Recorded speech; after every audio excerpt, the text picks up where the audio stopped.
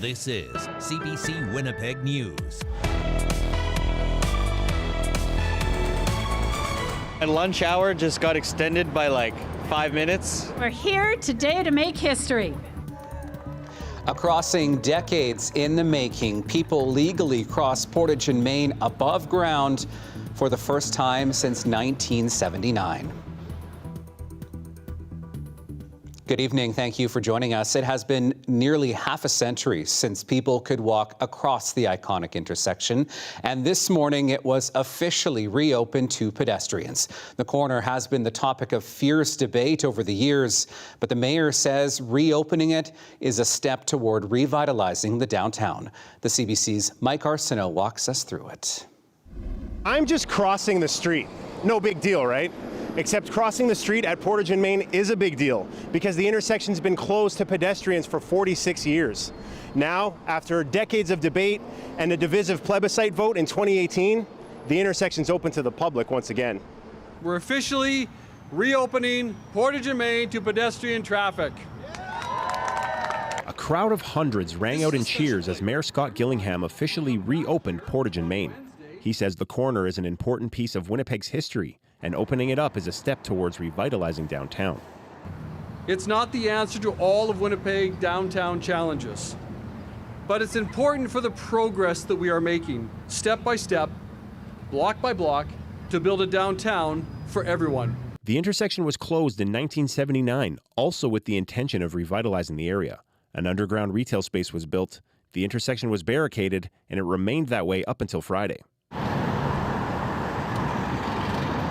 Reese Kettler lives downtown and uses a wheelchair. He says crossing the street underground isn't always easy for someone with mobility challenges. One time I went down there and the elevator was broken, so I couldn't even cross Portage and Main, but now obviously that won't be an issue here with it being open at Portage and Main. Jock Gross was also keen to be crossing for the first time. Oh man, my lunch hour just got extended by like 5 minutes, which is a good thing. I like to go to the exchange, so now I don't have to walk all the way around. There were talks of opening the intersection in 2018 under then-Mayor Brian Bowman. He took the decision to a citywide vote, and the idea was shot down nearly 2-1. But the intersection and the underground still needed a lot of work, and City Hall decided it cost less to open the intersection to pedestrians than to do the repair work. Drivers I spoke with are still divided on the issue. And I think getting access to the exchange and East Exchange is going to be great. I love it. There used to be a lot of accidents here with pedestrians, and I think that's going to happen again. There's still some concern about how the reopening will impact businesses in the underground concourse. Kate Fensky with Downtown Biz says underground businesses aren't worried about the intersection opening. A lot of them have talked about if there's just more people and activity around, it can actually draw people to the businesses down. The main concern is whether or not the concourse closes. Well done. Gillingham doesn't think pedestrian traffic will have a significant impact on driver commute times. The final cost of removing the barricades was roughly $17 million. Mike Arsenault, CBC News, Winnipeg. The opening of Portage and Main to pedestrians comes as a major shift happens to the transit system. On Sunday, changes to Winnipeg Transit's primary transit network take effect. Transit officials say the change will make the system more reliable, but some riders say they are not so sure. The CBC's Cameron McLean has that story. Forget the numbers on the front of this bus. Winnipeg Transit has a new network, and that means a new name and number for every route in the city. Bjorn Radstrom, Transit's manager of service operations, has spent months trying to get people ready. By overhauling the entire route network, pretty much nothing is going to remain the same after Sunday. In the old system, most buses start meandering through residential areas before heading downtown, then go through another residential area on the other side of the city. In the new one, high-frequency buses will run in relatively straight lines along major arteries, with passengers transferring from smaller feeder routes that run through residential areas. The network we have right now was really designed for the city that we had in the 50s or maybe the 60s, where everybody was trying to get into downtown in the morning to go to work and out of downtown in the afternoon. But the city's really changed and everybody's travel patterns have changed. This is going to be the worst idea ever. Jared Strelnikov rode the bus every day for almost 20 years. But he bought this truck after learning his bus would stop running before he finishes work in the evening. You can have reliable bus service all you want, but if you're not running it late into the evening or into the night, It's useless. Rick Terrio uses the bus every day. So how are you feeling about the new network that's going to be launching this weekend? We'll see what happens. Yeah? It looks confusing. Winnipeg Transit posted the new schedules online May 1st, adding a feature to its website that allows riders to plan their trips using the new routes. They also sent out travel trainers in their blue vests to help people navigate the new system. Chris Scott, president of the union representing transit drivers, says they're ready for the change. We're both excited for this to finally be rolled out and a little nervous on the impact that it'll have. Another thing that changes Sunday, these buses on Graham Avenue disappear. They're moving to Portage Avenue while the city reimagines Graham as a pedestrian corridor. Along with the opening of Portage and Main, it's shaping out to be a summer of change for Winnipeggers. Cameron McLean, CBC News, Winnipeg. The city says an e-bike battery or charger is the likely cause of a house fire in Winnipeg's north end last night. The blaze broke out around 10 o'clock last night on Magnus Avenue between Salter and Andrews Streets. The fire department says everyone got out before crews arrived. Initial findings suggest the fire may have been caused by a lithium-ion battery or a charger for an e-bike that had failed. The city suggests keeping an eye on your devices while they're plugged in and charging. 3 teens have been charged in connection with an early morning attack on a 15-year-old boy in Thompson. RCMP were called to an area just off of Duke Place in the city early on Tuesday morning. They say there were reports that a teen was being attacked by a large group of males, some carrying machetes. Police say the 15-year-old was taken to hospital with serious but non-life-threatening injuries. 3 teens ages 16 to 18 have been arrested. Members of a Winnipeg housing co-op are rallying around a 5-year-old girl after she was attacked by 2 large dogs. The incident happened when she was outside walking just steps from her home in West Kildonan. The CBC's Gavin Axelrod has more. Brooklyn Symbolisti used to play here all the time. It's a common area near her house. But a few weeks ago, it's where the 5-year-old was attacked by 2 large dogs. I was walking to my friend's house, and then the dog broke out the cane from right here, got me onto the grass, and pushed me down and got me. The dog's owner and a bystander pulled the animals off of her, but Brooklyn was left with puncture wounds to her head and ear, along with scratches, scrapes, and bruises, and was treated at the Winnipeg Children's Hospital. While those injuries are healing, I don't think she'll go any farther. She's been left traumatized. She loves it outside. We now have a little girl who comes home, comes straight in the house. She won't play outside unless we nudge her and nicely encourage her that's okay. If she is outside and she hears a dog barking and she doesn't know where it's coming from, so if it's not our dog or it's not our neighbor dog over across from us who she knows, she runs in the house crying and screaming because she thinks every dog barking is out to get her.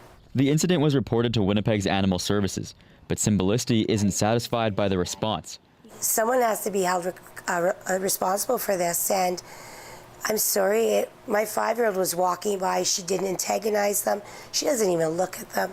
Sylvia Birdie also lives in the co-op and had a run-in with the same dogs a few years ago. They came behind me and they jumped at my back.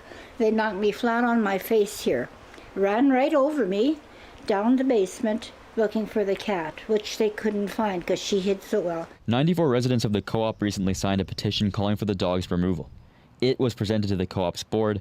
Sean Orn says the board has hired a lawyer to help. A lot of us are fairly upset and concerned about the reaction or lack of reaction as far as how Animal Services has also addressed this. We tried to talk to the dog's owner on Friday, but nobody answered the door.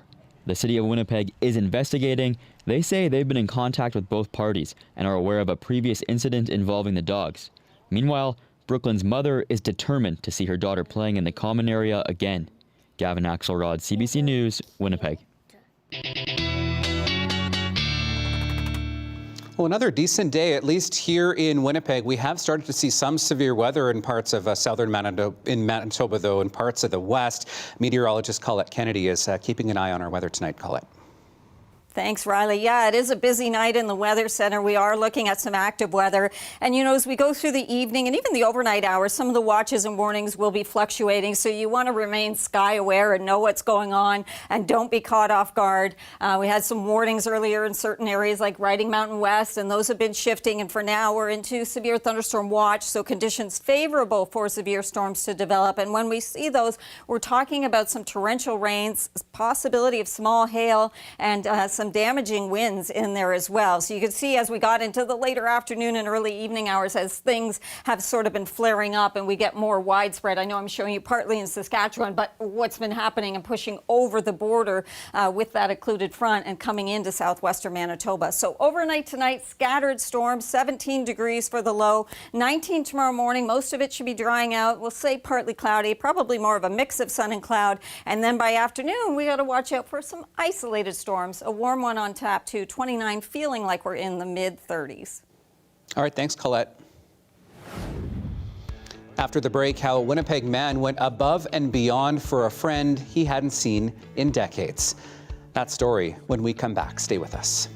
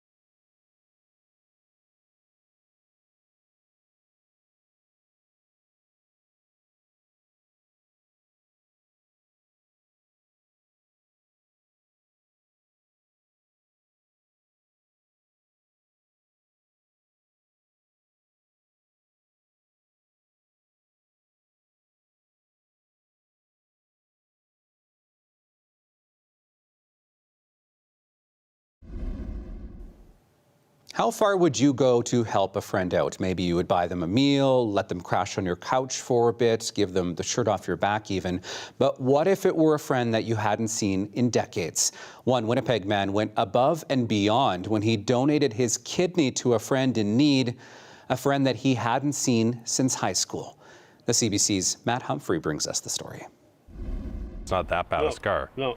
Yeah, so Tim's is horizontal and mine's vertical. Would you give a kidney to a friend you haven't seen in 5 decades? After our initial getting together, I just went, well, let's at least find out if I'm a match, and sure enough, I was. Both at 66 years of age, Daryl Schrader feels like he has a new lease on life after getting a kidney from Tim Fraze. They were close at their Altona High School, but hadn't spoken in about 50 years. Around 3.5 years ago, Schrader learned he had polycystic kidney disease. So it was 2 weeks after that I got my port put in and I started training on dialysis right away. A few months after that, reminiscing about his youth, Schrader found Fraze on Facebook. I wasn't even sure it was him. Yeah. Because he had like no hair. He used to have this big head of hair. The two learned they had type O blood, and Tim felt it was his destiny to give his old friend a kidney. People that were part of my kidney team said all the way through, you know, there's never a time where you can't say, I'm not doing this anymore. So the pressure wasn't ever about, I have to do this now that I've started. It was nearly a year and a half of testing and scans to make sure they were a match. A ton of tests. And I was expecting at some point to get this call from Tim saying, you know what, sorry man, I just didn't make it because I've had this call 3 times already. And so every time I went through a test, it was like, okay. And then finally, it's like, we're at the end of testing. And I'm kind of going, this might work. The friends hope people learn from their story and learn more about kidney donation, a hope shared by Ashley Tobin with the Manitoba Kidney Foundation. There is such a need here in Manitoba. Living with kidney disease comes with an extreme financial burden. So the longer you're on dialysis, the longer that financial burden is. Tobin says donating is safer than people often think.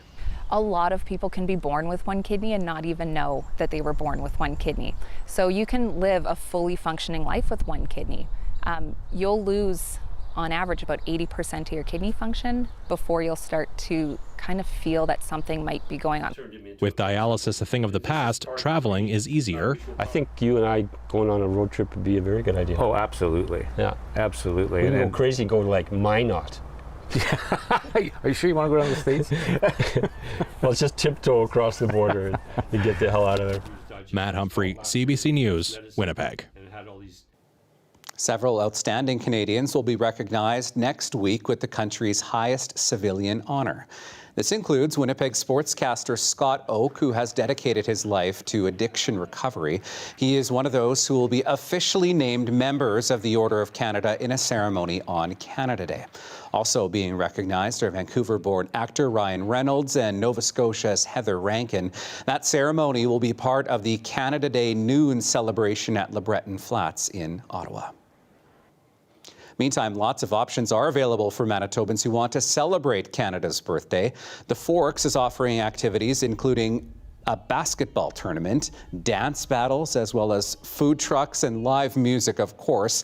There will be family-friendly activities at Assiniboine Park as well, like bouncy castles, face painting, and musical performances. It is also hosting a citizenship ceremony at 11:30 Tuesday morning. In the evening, Assiniboia Downs will have live racing and a fireworks display. Outside of Winnipeg, the cities of Selkirk and Brandon, among others, of course, will be holding their own events offering live entertainment, markets, and fireworks. And we have a full day of live coverage of celebrations right across the country here at CBC. It all begins at 5 a.m. Central on CBC News Network with Heather Hiscox in Charlottetown. Here in Winnipeg, you can find our CBC Manitoba crew at the Forks. We will have a digital kiosk, CBC trivia, sustainable swag, and a photo setup. All of that wherever you stream CBC.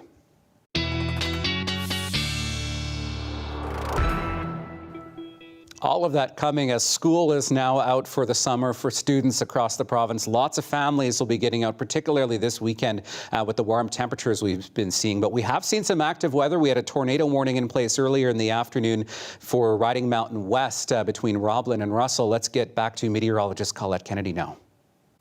Thanks, Riley. Yeah, you know, we've got all the ingredients here for active weather, and it starts with one thing, some, you know, not only warmth, but a little bit of moisture in there too, as dew points have been creeping up. So some of the highs, you see some upper 20s here, and that's where the heightened risk has been towards southwestern Manitoba and spilling over the border into Saskatchewan.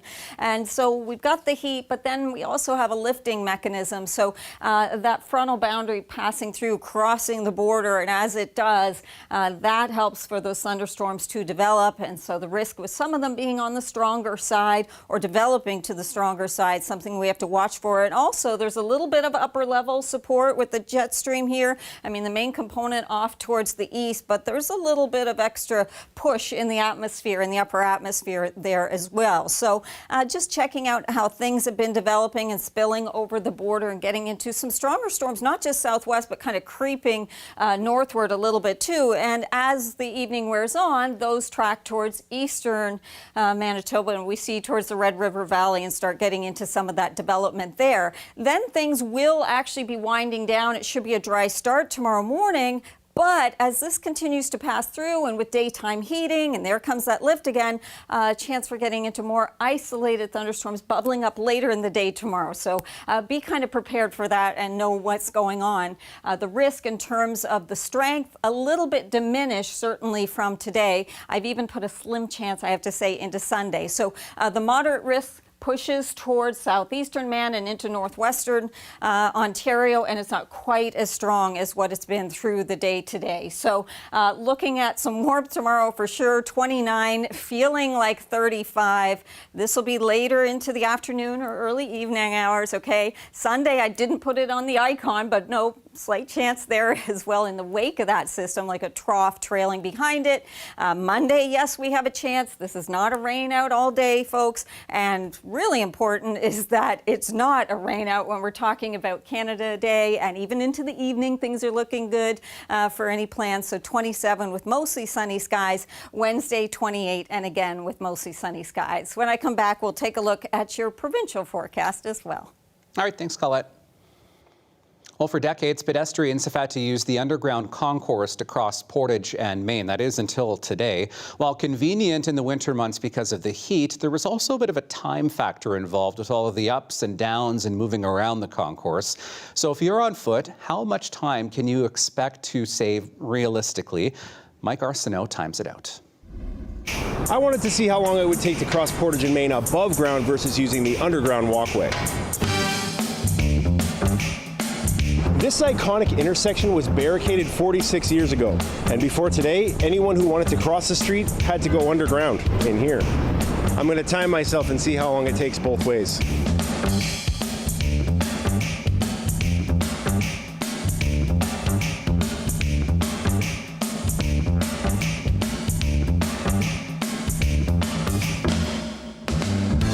Okay, I made my way across and it took about 2 minutes. Now let's see how long it takes me to cross above ground.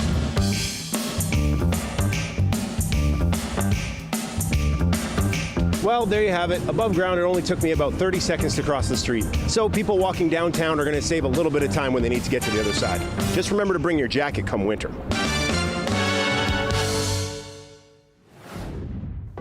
Not quite jacket season yet. All right, we're going to take another break as we look at some of this drone footage that we shot today over Portage and Main. Thanks to our Trevor Bryan for getting this. We have more to come right after this. Stay with us.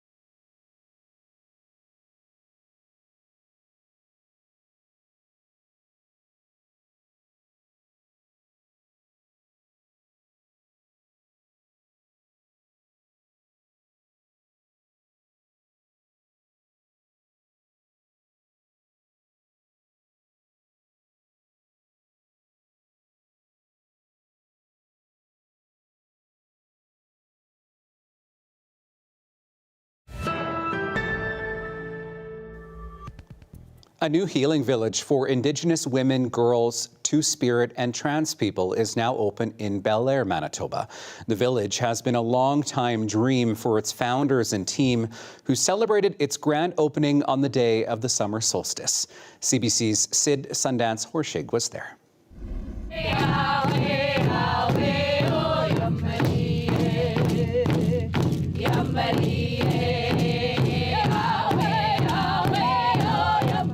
It's a long time dream coming true, actually happening. And just this morning when I got up and I'm looking at the buildings and all the work that the women were doing together, the staff, I said, oh my God, I'm actually seeing it and I'm feeling it. The Clan Mothers Healing Village has been in development for nearly a decade. Great-granddaughter, my granddaughter.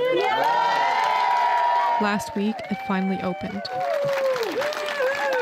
The new Healing Village is located in Bel Air on the shores of Lake Winnipeg. It's a place of refuge for sexually exploited and vulnerable women, girls, and two-spirited people.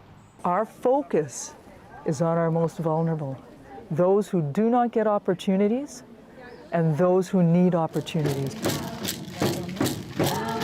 It's not just our communities that are desperate for us, the whole world needs matriarchal knowledge back. During our visit, we talked with the women who have gone through the program in the Winnipeg location. My cousin actually reached out to me and told me about this program, and I felt like I was sober, but I was like stuck still, like I wasn't doing any part of the healing that needed to be done within myself. I came into this program after recently starting a journey of recovery from a meth addiction and was kind of sitting a little stagnant. Traditional Indigenous values are at the heart of the village's teachings. The hope is to reconnect clients with their culture. I love it. It's beautiful.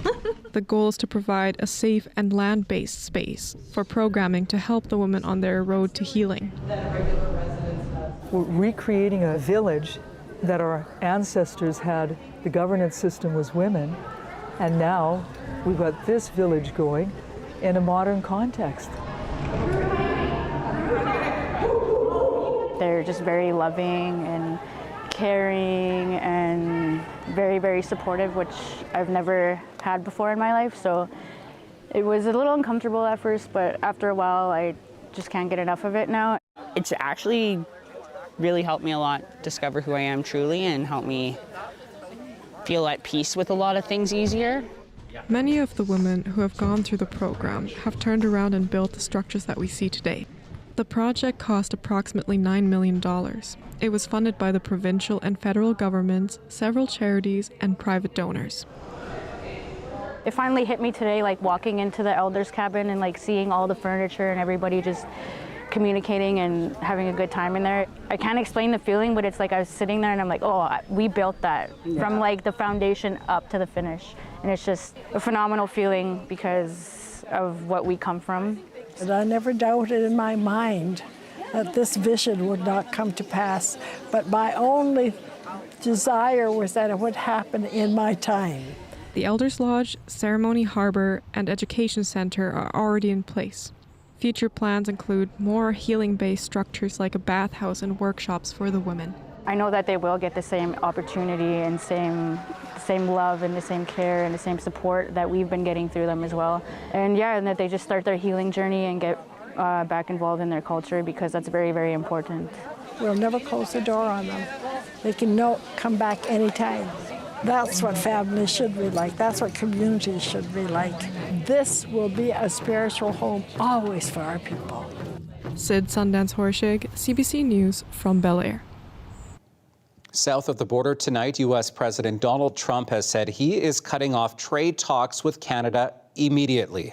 The president citing a tax policy targeting big tech companies as the reason for his decision. Reporters asked Prime Minister Mark Carney to comment on the announcement. We'll continue to conduct these complex negotiations in the best interests of Canadians. Trump said he was ending talks due to what he described as an egregious tax. He said he would announce new tariffs on goods crossing the border within a week. Both countries have imposed tariffs on each other's goods this year. This all started after Trump threatened to annex Canada using, quote, economic force. The federal government is asking Washington for more information about the death of a Canadian. The man was facing deportation in the United States. U.S. Immigration and Customs Enforcement says Johnny Novello died at a detention facility in Florida. The 49-year-old had been detained after serving prison time for drug trafficking and racketeering. He had been in the U.S. since 1988 and had permanent resident status. U.S. Immigration and Customs Enforcement says the cause of death is under investigation. ICE is detaining and deporting convicted criminals from the United States as part of the White House crackdown on migrants. In this country, hundreds of doctors and nurses from around North America are gathering in Halifax to discuss care for refugees and migrants. But their annual conference is being overshadowed by dramatic immigration policy changes by the Trump government. Shayna Luck has the story. Adib Ariensen will put on his game face this weekend when he shares his story to hundreds from around the world. He fled Afghanistan as a refugee and eventually settled in Canada. It wasn't safe for a young queer man after the Taliban retook the country in 2021. Ariensen had just turned 18. He crossed the border to Tajikistan, where the stress put him in hospital for a few weeks. There was constant panic attacks, it was fear, it was just shock. Now, the 23-year-old is speaking at a conference focused on refugee and migrant health. I have the chance to raise my voice and advocate and do something that in the future, hopefully, it would get better. But some of these conference attendees are worried the future may get worse. The Trump administration has heavily restricted refugee admissions and is deporting migrants. They come into the office, they have increased stress, increased anxiety. Dr. Catherine McKenzie teaches at Yale and treats refugee families. Obviously, I'm a doctor. I want people whom I see as patients to have to be healthy, mentally healthy and physically healthy. Conference organizers say they've seen attendance of 1,000 cut in half because some U.S. delegates are afraid they'll be hassled at the border on re-entry. They plan to publish a statement out of this conference, which they'll submit to a major medical journal. Together, we have a shared voice and we share values, and so we're hoping to put together a statement in support of refugee and migrant rights and their right to health. Their hope is strength in numbers can help raise awareness for refugees and migrants everywhere. Shayna Luck, CBC News, Halifax. To Saskatchewan now, where there is criticism over the province's wildfire response. This as people are still coming to terms with the impact that wildfires have had, especially those who lost their homes. Now, residents of Denair Beach want answers. Alexander Kwan brings us the story.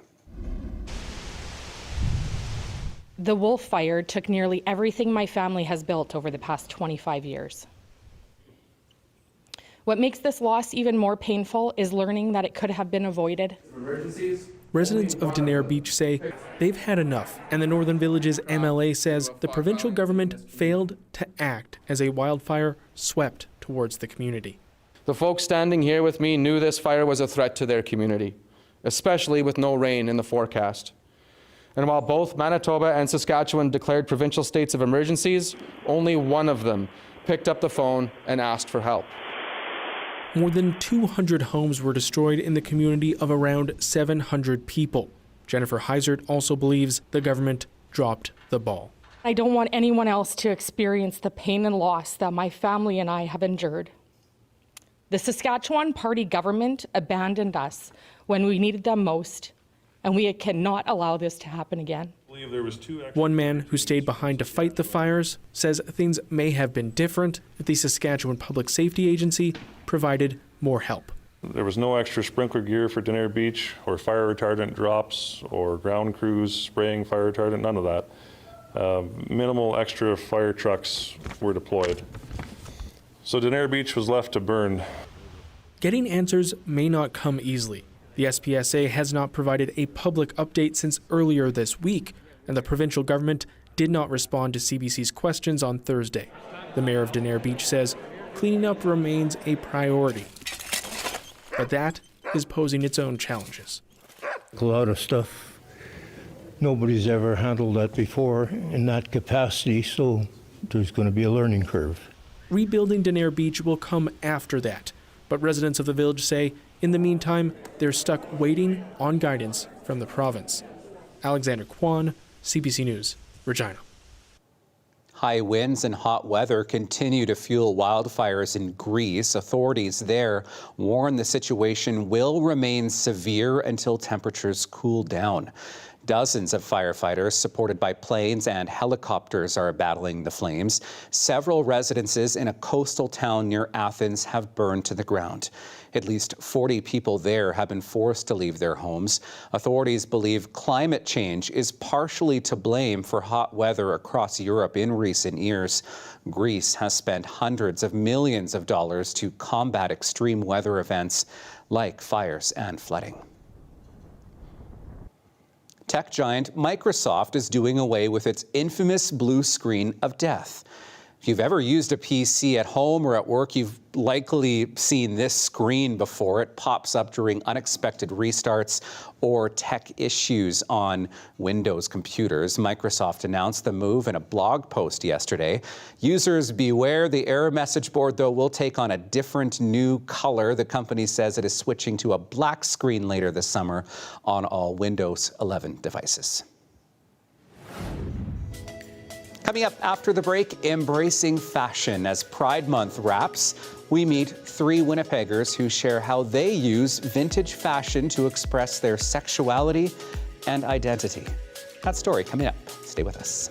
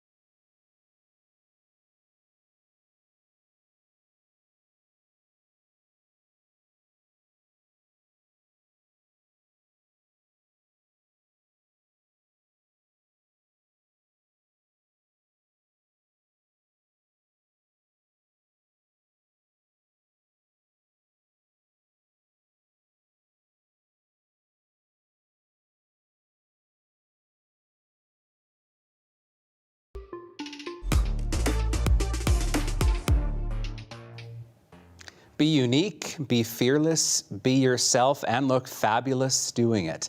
As Pride Month comes to a close, that is the advice shared by 3 Winnipeggers who use fashion and particularly vintage clothes to express their individuality. Their what to wear tips are part of a new short video produced by CBC Manitoba's Creator Network. Vintage clothing definitely helps me express myself. It can really allow for an individual to present themselves in a way that matches how they feel inside. The queer community has always been involved in influencing fashion. I feel like when people look at me, they're like, yeah, she's a little fruity. She's a little fruity, and I like that. I want people to know that I am gay.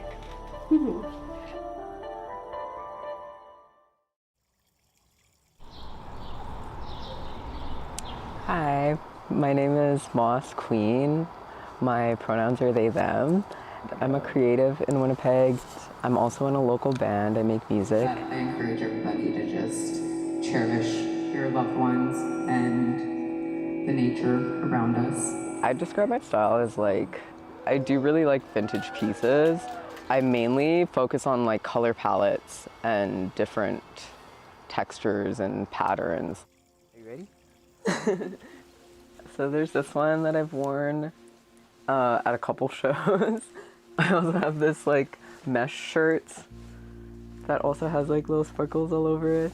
With my experience being non-binary and gender fluid, one thing that was really interesting to me was never understanding growing up, even as a kid, why I had to wear certain clothes just because of the gender I was assigned. And then this is a 2-piece set, and I think this is so stinking cute.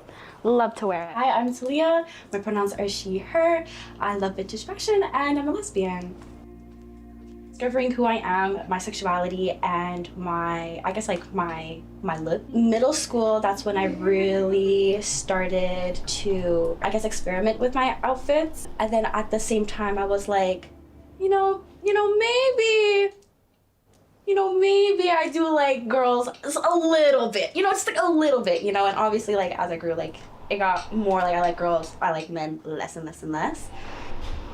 I know thrifting has really played a big role in allowing gender diverse people to really express themselves. I do just mainly thrift. I go to Vintage, The Jar, thrift stores. When I go to different cities, I try to go see what their vintage market is like. So most of it is secondhand. I even grew up with my cousin's hand-me-downs too. It's not a new concept for me to be wearing used clothes.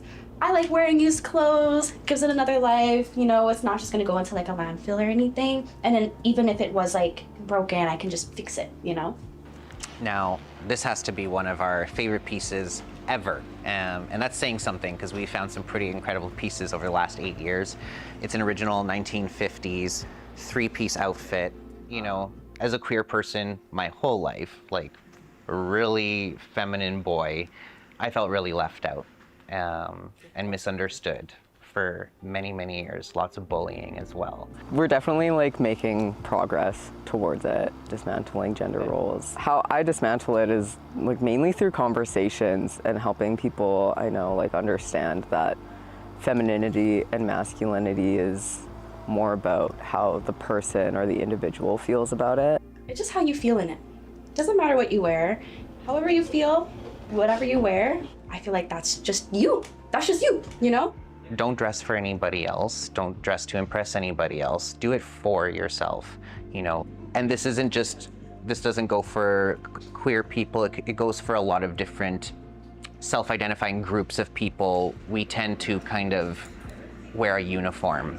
And there's this idea that, as a queer person, you're supposed to dress this way, or as a non-binary person, you're supposed to dress this way, but there really is no one way to dress. There's no uniform. And I think if we just choose things, again, that speak to us, make us feel comfortable, that fit our bodies, we're gonna be happy in the end. Well, this is the last weekend of Pride Month. Winnipeg kicked it off with a Pride parade, of course, at the beginning of the month. And for the grand finale, cities across the country are preparing to host their own annual Pride parades. Toronto is hosting the largest parade in the country. It is the second biggest Pride parade in the world, attracting millions of people to the city over the weekend. Pride Toronto says this year's ceremonies include a focus on the transgender and non-binary community. This year's event also features a 99% Canadian lineup of performers.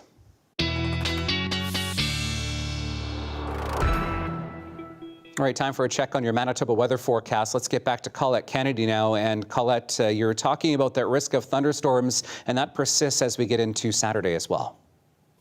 Thanks, Riley. Yeah, we are looking at a busy evening in our skies with some of the thunderstorm activity. And the highest risk has been closer to that occluded front here in the area of low pressure. So southeastern Saskatchewan, southwestern Manitoba. But as we know, just even a little further north in this moderate area, we've had some stronger cells, some warnings associated with not just the watch area. So that does mean some torrential rain, really heavy downpours, very hard to drive through and certainly not something you want to be driving through. Also talking about not just lightning strikes, but damaging winds, and in there getting some small hail or that potential too. You can see those lightning strikes really building with that energy as we go into the afternoon and now into the evening hours. So as that low continues to push eastward, it's going to push that risk later on tonight over into southeastern Manitoba, over towards Winnipeg. We put some showers in tonight with the forecast around 17 degrees for that overnight low. And hopefully you're tucked in when we have any active weather. Things should have weakened quite a bit by the time it reaches us, but we always have to be sky aware. And then here's what's happening further north. We are still getting a little bit of wet weather into northern Manitoba. Yes, that risk of a few lightning strikes in here too, which we don't want, as we've talked about, but it's been nice to get some moisture through this region. And your temperatures as they flare up through the day tomorrow, including Thompson, getting up to 27, certainly cooler in Churchill. And through the day for southern Manitoba, as we look towards the Inner Lakes region, we're talking about some upper 20s certainly, and likely Portage 31, but Winnipeg up towards 29. So looking pretty good there. In terms of the amounts of rain, it's really hard for the models to pinpoint where a thunderstorm is going to put that heavy downpour. So it tries its best. It gives you an idea at least of where we might see more significant 20 to 30 millimeters plus of rainfall. Now I understand Fridays are feline Fridays. I don't do this all the time, so I'm doing my best filling in here for Riley. So I kind of split the difference. So we've got Flower, the feline. I hope you can see a black cat. I used to have a black cat named Sydney, and this is Marlowe, Bonnie. Marlowe looks like just a sweetheart too. In terms of your forecast for dog walking tomorrow, a little bit different. There's one little area I put yellow, not red, but just because into the afternoon that chance of getting another isolated shower or thunderstorm bubbling up, we want to be watching for that. A look at the Canada Day forecast and the extended coming up. All right, thanks, Colette. You have to look really closely for that black cat.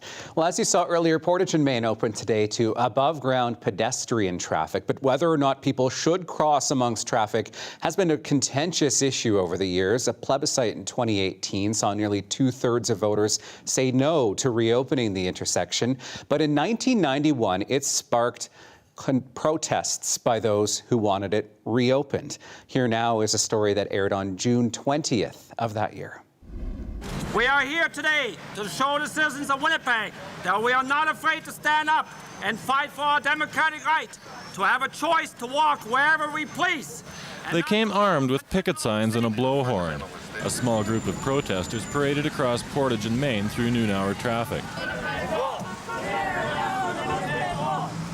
They want the city to open the landmark intersection to pedestrians at street level. This is the most historical corner of Winnipeg. This belongs to the people of Winnipeg. We say Winnipeg doesn't have an image. Well, I mean, if we put everybody underground, Winnipeg won't have an image. This is part of our history. It's part of our culture.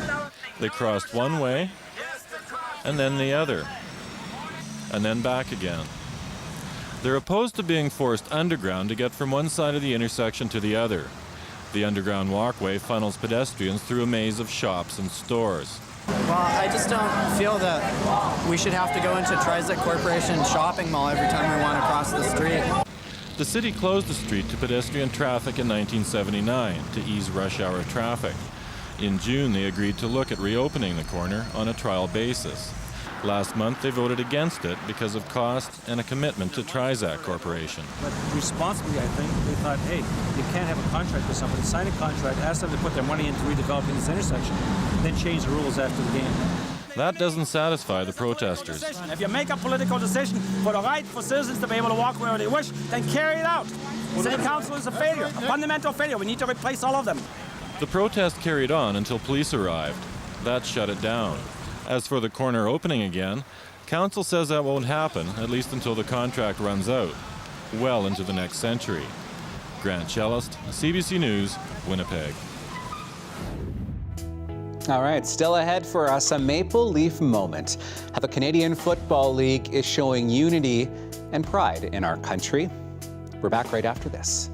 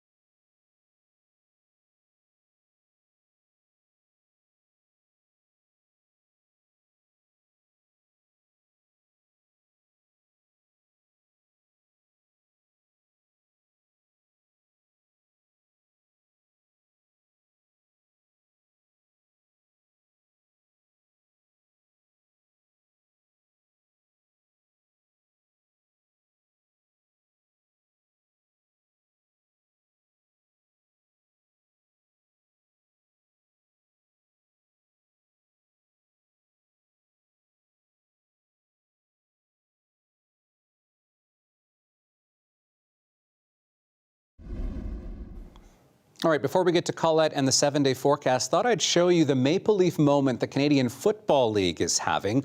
All 9 CFL teams are now set to wear a Canadian flag patch on their jerseys for the remainder of the season. Here's a close-up look at those patches. The flags will be worn on the left shoulder of every player's jersey. They were worn for the first time last night as Winnipeg and Edmonton kicked off the CFL's Canada Day weekend. New CFL Commissioner Stuart Johnson says the flag is a symbol of unity, pride, and the deep connection that Canadians share from coast to coast to coast.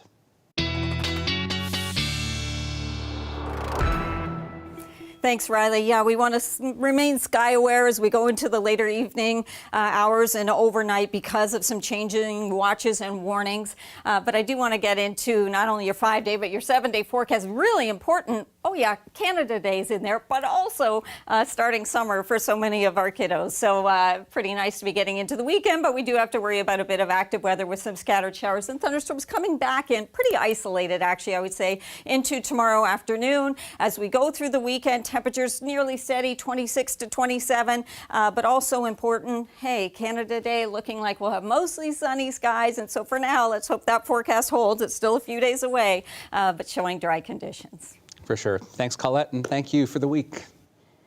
Golf season is in full swing with summer now upon us, of course, and one golfer in Calgary had a bit of fun on the course last week. Here's your Daily Lift.